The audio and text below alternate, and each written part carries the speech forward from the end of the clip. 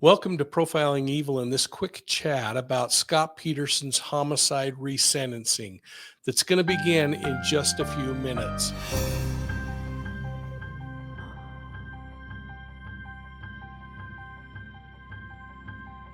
Now, if you find this video valuable, please take a moment, hit the like and subscribe button and ring the bell. That way you'll get the notifications on other cases we're looking at. Now let's chat about what's happening in San Mateo County Court in California today. I suspect we're going to see a rather prescriptive hearing as a California judge resentences convicted murderer and former death row inmate Scott Peterson. He'll be sentenced to life in prison today without the possibility of parole. As you recall, Peterson was sentenced to death in 2005 for the murder of his wife, Lacey, and their unborn son, Connor. Lacey was 8 months pregnant at the time that she and Connor were killed. It was just before Christmas. This time of year, holy cow. The world was horrified as Peterson portrayed himself as a victim husband in search of his wife. All the while, he was carrying on an affair with another woman. I don't know about you, but I don't think I'll ever forget how I felt when I heard one recorded message between Peterson and his lover. She thought he was in Paris, France, and he even went so far as to say that he was looking at the Eiffel Tower while he was talking to her. In reality, he was standing near a group of searchers who were looking for his wife. Peterson spent the last 15 years on San Quentin's death row, and I've been on death row there, and I've visited serial killer Richard Ramirez and child killer Brandon Wilson. I know that area well. Last year, Peterson's defense team successfully convinced the California Supreme Court that he was mistreated and a mistake was made that in the dismissed juror that violated his rights. Well, everything's come back now, and the county prosecutor has declined retrying the case in hopes of getting the death sentence. He's agreed to resentencing Peterson to life without parole. It's going to be interesting to listen to the comments from Lacey's surviving family members and to hear from Peterson himself. To date, he's continued to maintain his innocence. In fact, he's going to be in front of a court in a few months attempting to get an entirely new trial. Peterson's defense team now claims they have new evidence that nearby burglars may have committed the crime, though investigators say they were ruled out as suspects when this all was going on. Well, let's listen in live to this broadcast from San Mateo County Court. Well, hey, folks, I was disappointed when I opened the live hearing to learn that California law forbids recording the hearing. Failure to comply would result in a contempt of court charge, which I certainly didn't want to be a party to. So I'm not going to be able to provide the recording. I don't know if you caught it or not. I did watch the entire thing and was, frankly, as I predicted, finding it to be very procedural. They already knew what they were going to do. In the end, Peterson was sentenced to life in prison without the possibility of parole. Now, what wasn't anticipated were some of the comments made by both sides. Peterson was wearing prison clothing. He was flanked by his 3-member defense team. Lacey's mother noted that Lacey would have been 46 years old.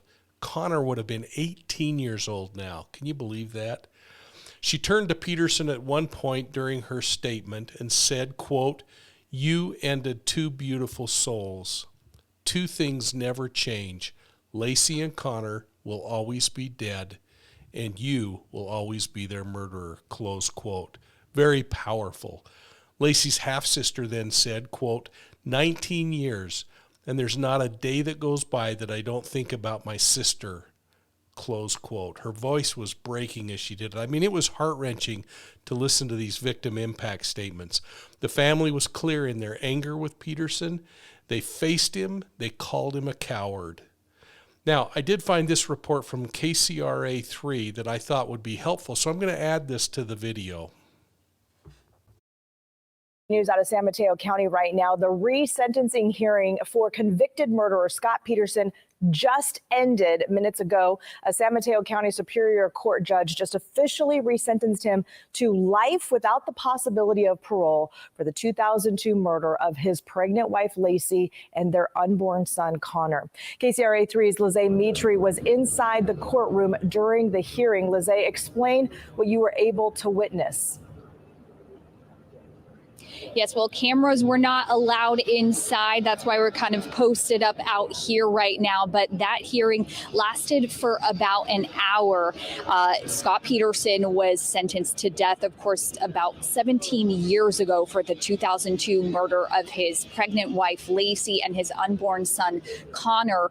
Now, this resentencing hearing comes after a California Supreme Court decision last year that found the trial court made some errors in jury selection at the death penalty phase, and then undermined his right, Peterson's right, to an impartial jury at that point. So that's why the death sentence had to be reversed, and he was resentenced here today.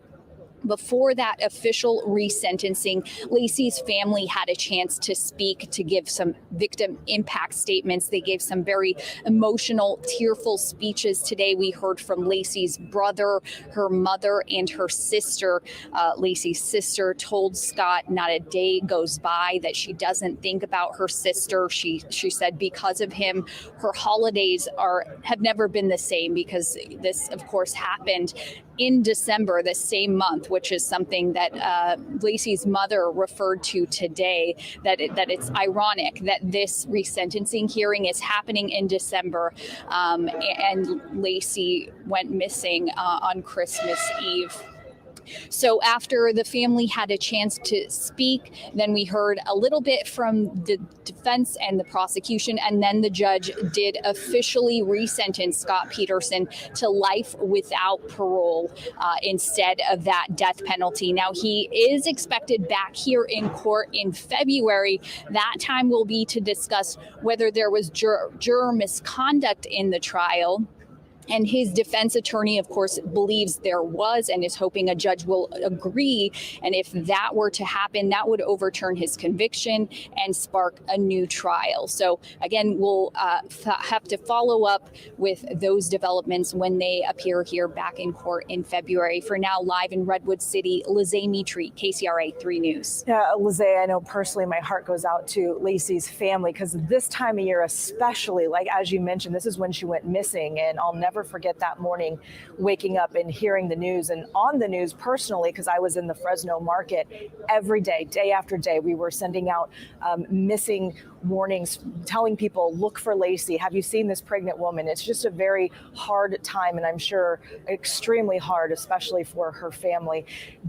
As you were in the courtroom, did Scott Peterson have a reaction at all? I didn't hear if you already mentioned that. Well, you know, everyone has to wear masks in the courtroom, so it was pretty difficult in terms of seeing people's facial expressions. Their faces are covered. He was in an orange jumpsuit with a big white face mask on.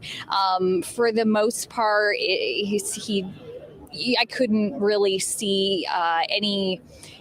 He stayed pretty quiet, whispering to his attorney a few times, but no, we couldn't see, a lot when it came to facial expressions with the face masks. Yeah, there were tears coming out of his eyes. He was stoic, so to speak, which I believe that was how it was the last time he was sentenced. This was such a worldwide spectacle the first time the trial went on. What's it like now? Are there still a lot of people showing up?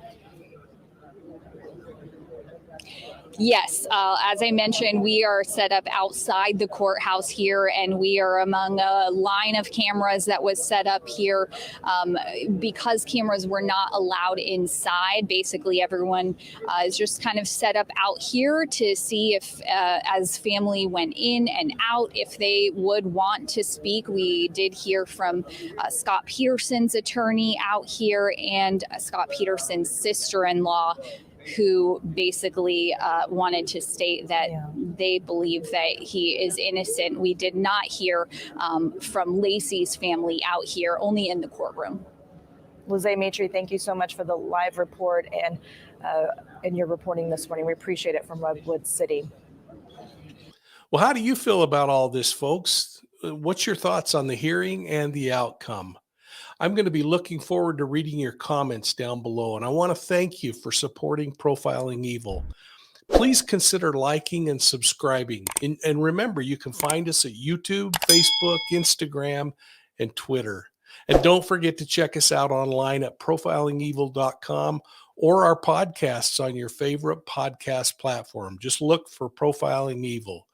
Hey, thanks again, and we'll see you soon at the next crime scene.